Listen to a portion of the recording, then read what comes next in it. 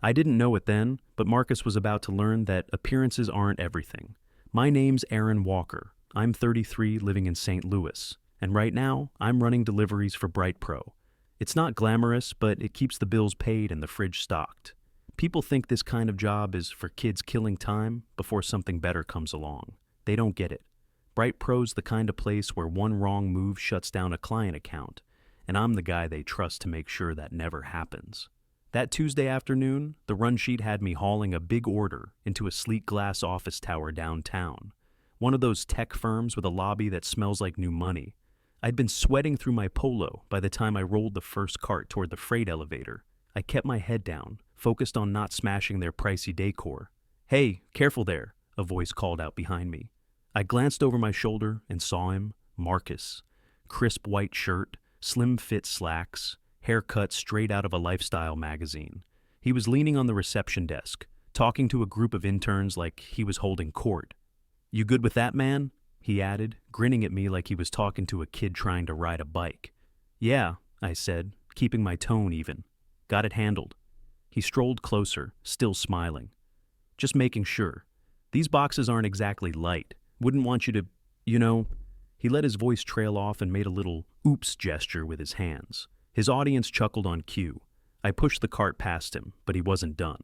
"Try to keep it together while you're unloading, okay? Lot of expensive stuff in there." The smirk on his face made it clear he wasn't actually concerned. This was a performance, for them, not me. I bit back what I wanted to say, shifted my grip on the handle, and kept moving. In the elevator, I could still hear their laughter echoing from the lobby. I'd dealt with plenty of condescending customers before, but something about this guy's smug little wave when I came back down set my teeth on edge. Like I was invisible until he decided to make me a prop in his joke. When I finished the delivery and headed for the door, Marcus was leaning against the wall, scrolling his phone. He glanced up just long enough to give me that same dismissive wave. No, thanks, no, see you. Just a flick of his hand like he was shooing away a cab. I walked out into the heat thinking about his face, about how quickly people like him decide where you belong. I figured I'd never see him again after today. Turns out, in just a few hours, I'd be walking back into that same building. But I wouldn't be the one pushing carts. By the time I got home that night, I'd put Marcus out of my head. Then my phone buzzed. It was Luke. "Got some news for you," he said, voice tight like he was sitting on something big. "You still working on those side projects for the exec team last month?" "Yeah," I said, kicking off my shoes. "Why?" "Because the board noticed. Realized half the logistics mess we had got fixed because of you. They're done looking the other way. You're getting promoted. Senior Director of Operations." I actually laughed. "You're serious?" "Dead serious," Luke said. "Full authority over ops decisions. Pay bump, bigger office, the whole deal."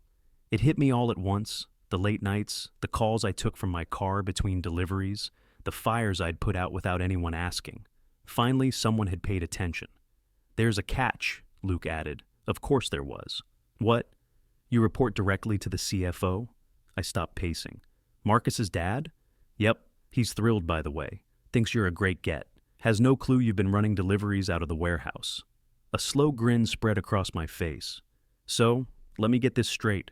Tomorrow morning, I walk into that office, and Junior over there's still an intern running coffee," Luke finished. "Perfect," I said. And I meant it. I could already see Marcus's face when the title sank in. I barely slept that night. My brain kept playing the scene over. Me walking past his desk, the look in his eyes when he realized the guy in the Bright Pro polo now had a seat at the table, the same table his father sat at. The next morning, I put on my best suit. No company polo, no delivery badge. Just a crisp shirt, clean shave, and the quiet confidence of someone who'd earned their spot. When I stepped through the glass doors, the receptionist smiled like she'd been expecting me. "Right this way, Mr. Walker, the CFO's office." As we walked down the hall, I spotted Marcus slouched in a chair outside a conference room. His leg was bouncing, face pale, eyes fixed on the closed door beside him. He didn't see me at first. Inside that room, I knew exactly who was talking. His dad. The man who'd just spent the last 15 minutes meeting with his new senior director. Me. Marcus finally looked up. His eyes narrowed, trying to place me. Then his posture stiffened, the recognition hitting like a gut punch. "Morning," I said, letting just enough of a smile show. Luke's voice echoed in my head. Full authority over ops decisions. Marcus was about to find out the world looked a whole lot different when the roles were reversed. The receptionist led me straight into the big conference room. The glass walls made it feel like a fishbowl. Everyone already inside could see me before I'd even opened the door. The chatter died down a notch as I walked in, the usual shift in the air when people know something's changed but aren't sure what. Marcus was parked halfway down the table, hunched over his phone, thumbs flying. He didn't look up. Fine by me. I walked the length of the room and took the chair at the head of the table, right beside his dad. No fanfare. Just sat down like I'd been there for years. The CFO gave me a quick nod. "Everyone, this is Aaron Walker, our new Senior Director of Operations." That got their attention. Chairs straightened, eyes flicked between me and Marcus. Marcus finally glanced up, and I watched the color drain from his face. His phone froze in his hand. "You?" he blurted before catching himself, forcing a thin smile. Welcome." I kept my expression neutral. "Thanks. Let's get started." We dove into the agenda: supply chain bottlenecks, upcoming vendor negotiations, budget reallocations. I laid out a streamlined distribution plan I'd been sketching for weeks, the kind of move that could shave 6 figures off annual costs without killing turnaround time.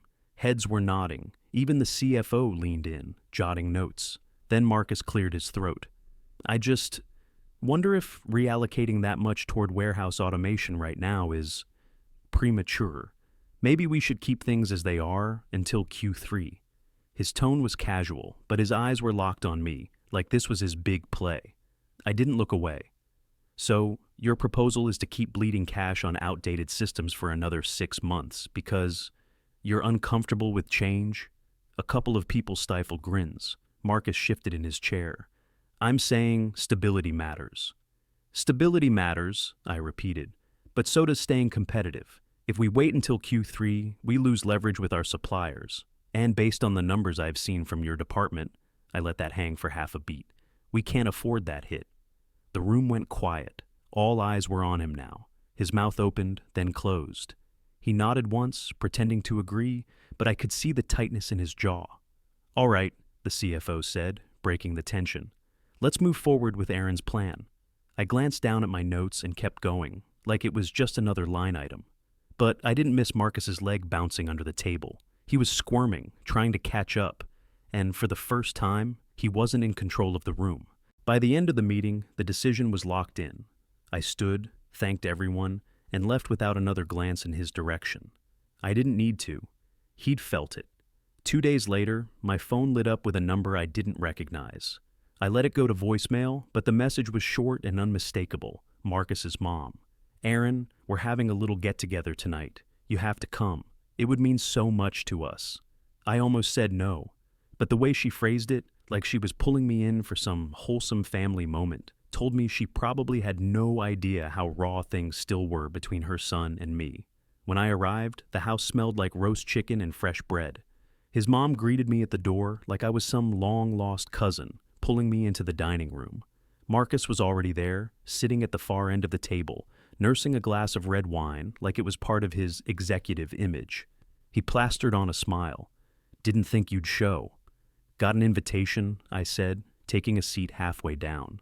Dinner started civil enough, his mom asking about work, me keeping answers short. But Marcus couldn't help himself. 10 minutes in, he launched into a monologue about strategic leadership in modern operations, sprinkling in corporate buzzwords like he was auditioning for a TED Talk. I could feel his eyes flick toward me between bites, waiting for some sign I was impressed. I wasn't. Finally, he set down his fork. "So, Aaron, why'd you settle for this gig?" His tone was smooth, but the smirk gave it away. "I mean, you're clearly smart enough to run your own thing. Why not aim higher?" His mom shot him a look, but didn't say a word. I took a sip of water, choosing my words carefully.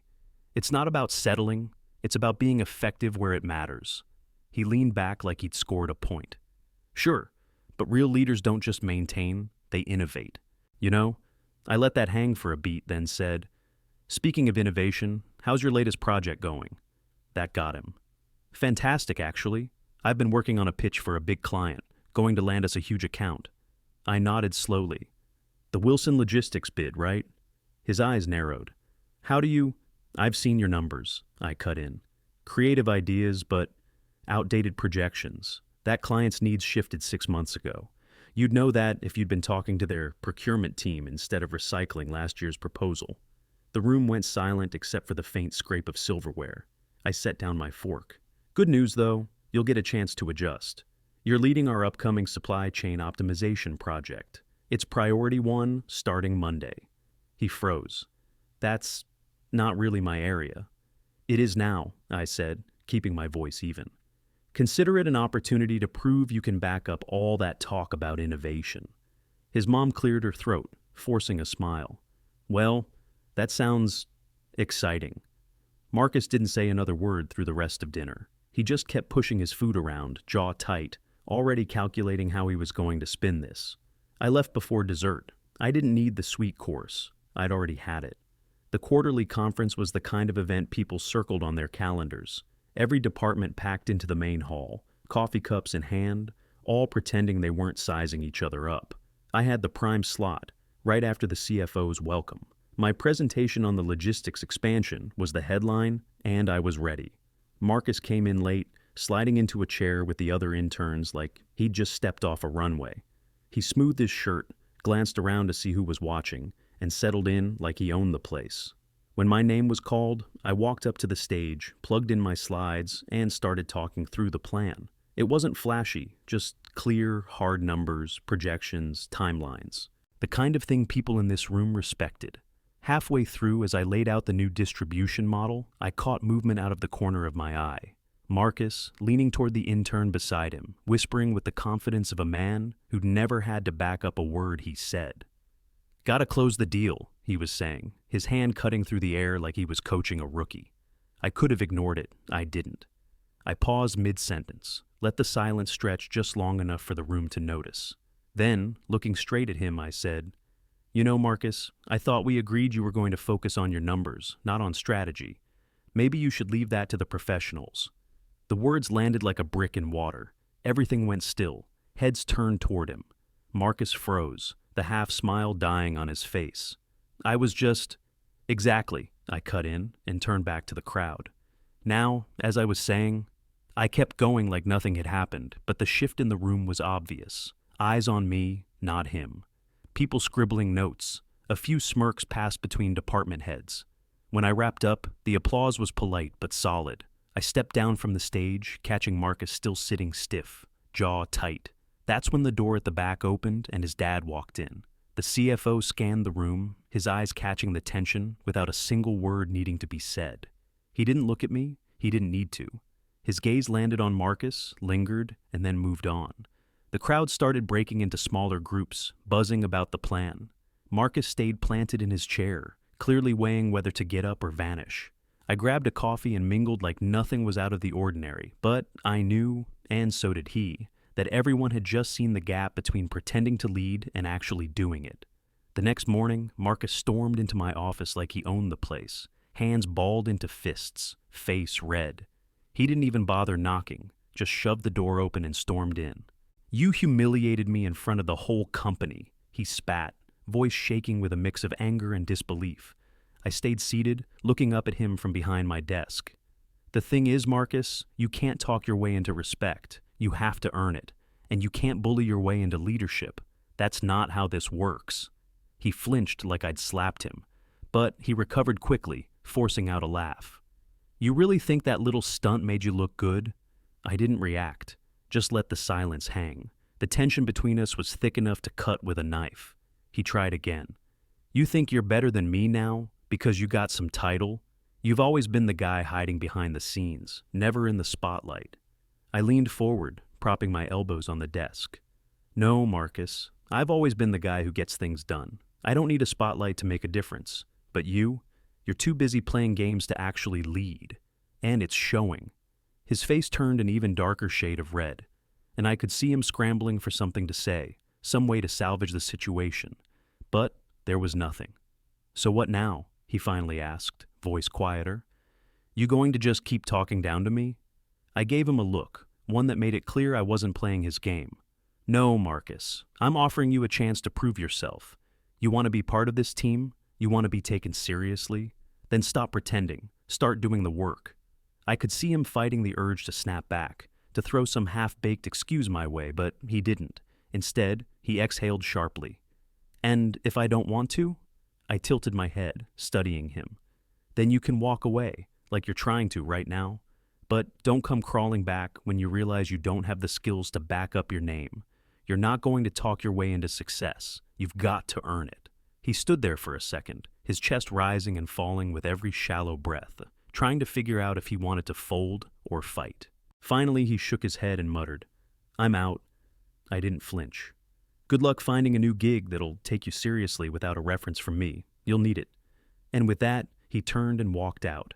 But not before slamming the door behind him. The quiet after he left was almost too much to bear. But I didn't feel guilty. In fact, I felt the weight of years of pretending to be the nice guy finally lift. Marcus had to make his own choices now. And he'd made the wrong one. It had been a few weeks since Marcus left, and the office had shifted in subtle but noticeable ways. The energy was different, the staff was lighter, and I finally had the space to move the needle without stepping on so many toes. I had authority now, real authority, and I was starting to feel like I belonged at the head of the table. I was deep into a project when my phone buzzed. The name on the screen made me pause. Marcus's dad, the CFO. I picked up the phone. "Hey, Mr. Jennings." "Aaron," he said, his tone neutral, but there was a hint of something else beneath it. "Have you had a chance to look over Marcus's quarterly report?" I straightened up in my chair. "I've seen it." There was a long pause. Then, "I'm worried, Aaron. Marcus has been telling me he's ready for a bigger role here. But, well, the report doesn't seem to reflect that. The numbers are all over the place. We're not even close to where we need to be." I wasn't surprised. I'd already looked over it. Marcus had missed some key targets, and the projections were far too optimistic to be realistic. He'd made a lot of assumptions without backing them up. "That's correct," I said, keeping my voice even. "I've seen a few things in there that I'd expect from someone who's still learning the ropes. It's a shame, really. I thought he was ready." "You think he's not?" he asked, the question hanging in the air.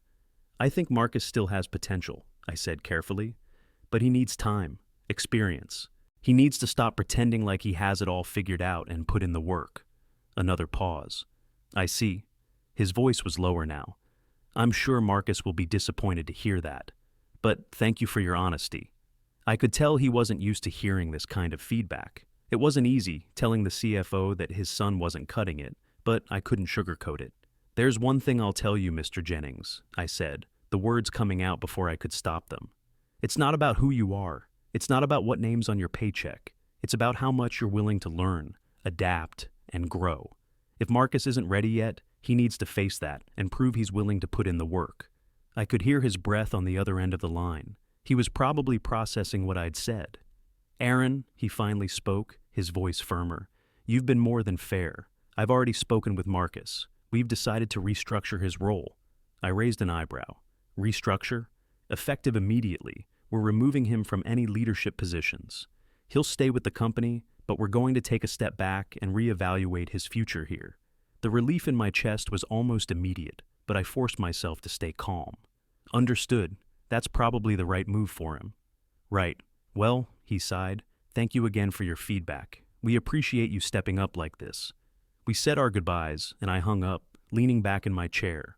Marcus wasn't going to get a shot at a bigger role. Not now, not anytime soon. And I didn't feel bad about it. I couldn't help but think of how he'd looked in that meeting, his face tight, the fight draining out of him. Now, he was going to have to do more than act like a leader. He was going to have to actually be one.